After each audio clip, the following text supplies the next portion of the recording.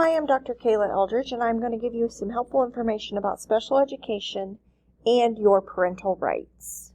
If you are a parent watching this video, your child may have been identified as having a disability or may be experiencing difficulties in school. All students possess differences, learn differently, and demonstrate varied abilities, factors that contribute to each person's uniqueness. Special education is more about ability than disability, strengths over deficits. What your child can do is far more important than any perceived or actual limitations he or she may be experiencing. Because you know your child better than anyone else, your involvement in the education process is critical. Your school district wants and needs your involvement in your child's education. The rights of parents has been upheld in multiple court decisions, including in 1925, 1944, 1972, 1979, and 2000. When it comes to records, you as a parent have the right to look at your child's education records. You may also have records interpreted or explained to you. You may request to have something in the record changed or removed if you feel it should not be in your child's record. You have the right to add information, comments, data, or any other relevant written material to your child's record. You may ask for and receive copies of the IEP records. The school district may charge a fee for the copies, but may not charge you a fee for searching and retrieving the documents. With your written permission, you may have a person acting on your behalf review and inspect the records. Your child has the right to a full and complete evaluation to determine if he or she has a disability and is in need of special education or related services. You have the right to have your child assessed in all areas of the suspected disability. The school district must test your child according to procedures outlined in IDEA and the Kansas Special Education laws. Evaluations must consist of more than one test, and those tests must be given in the language the child normally uses unless the parent and the school agree otherwise, and they must be tested at least every 3 years. You will be involved in the decision about eligibility and what programs and services your child needs during the reevaluation. Upon completion of the determination of tests and other evaluation procedures, including information provided by you, the determination of whether the child is eligible as a child with a disability must be made by a group of qualified professionals and the parents. A copy of the evaluation report and the documentation of determination of eligibility must be given to you at no cost. Your child will be eligible for special education services if it is determined that your child has one or more of the disabilities included under Kansas special education standards and your child is in need of special education or specially designed instruction. Your child's services should be in the least restrictive environment. Your child should be taught in classrooms and participate in all school programs and activities with other children without disabilities of the same age and grade, to the extent appropriate for your child.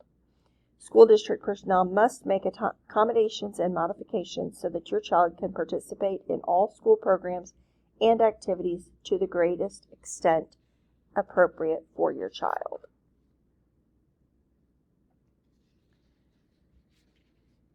If you disagree with the school's evaluation, you may have your child tested by a professional evaluator not employed by the school district at public or private expense. Contact your school district to find out the procedures for accessing this right. Upon request, the school district must provide you with a list of independent evaluators so you may choose one to test your child. The school district must consider the results of the independent evaluator. Prior written notice will be given to you. It is a safeguard afforded to parents, and the notice must be provided to parents within a reasonable amount of time before the date of this proposed initiation or change for identification, evaluation, educational placement of the child. You must also get a notice of the meeting 10 days prior to the meeting, and it must contain the purpose of the meeting, the date and time and location of the meeting, and the titles of any persons who will attend on behalf of the school. Parents do have the right to invite anyone they choose to invite to the IEP, and also that if there's some considerations to post-secondary, that's listed on there as well. The school district must follow certain procedures when students with disabilities exhibit behaviors that cause the IEP team to find other settings and or ways to educate the child.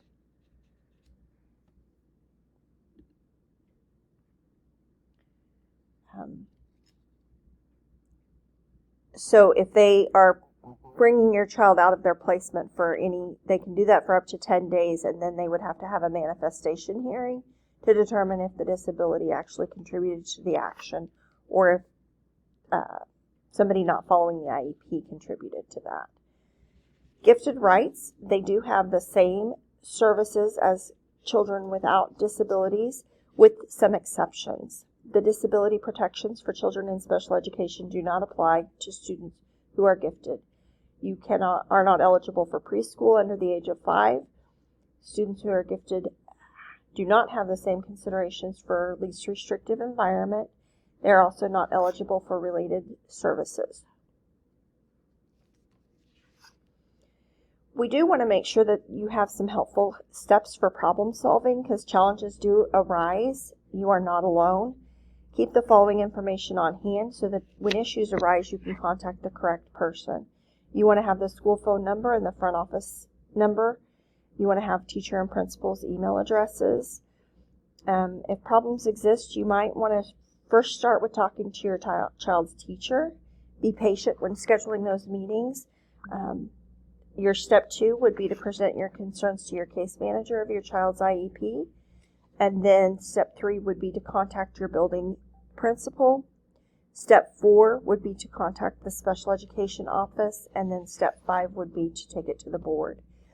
These are contacts within the state of Kansas. If you are having trouble within your school district, you can contact these people for assistance. Families Together is the contracted resource for the state of Kansas for anybody who needs advocacy for their child.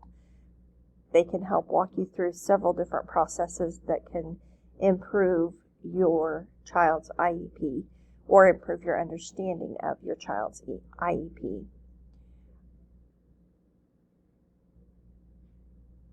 Disability Rights Center of Kansas also works hard with our students.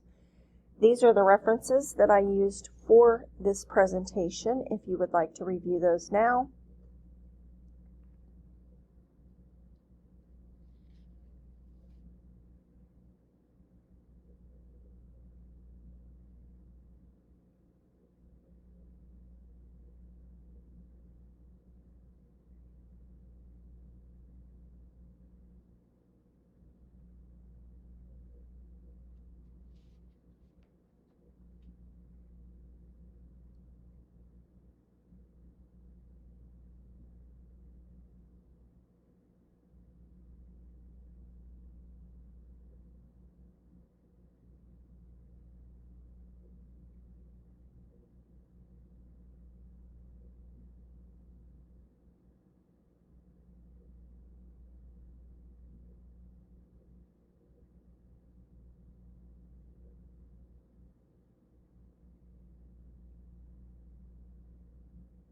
And last, just to thank you for listening.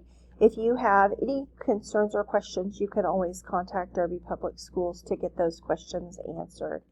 Thank you and have a great day.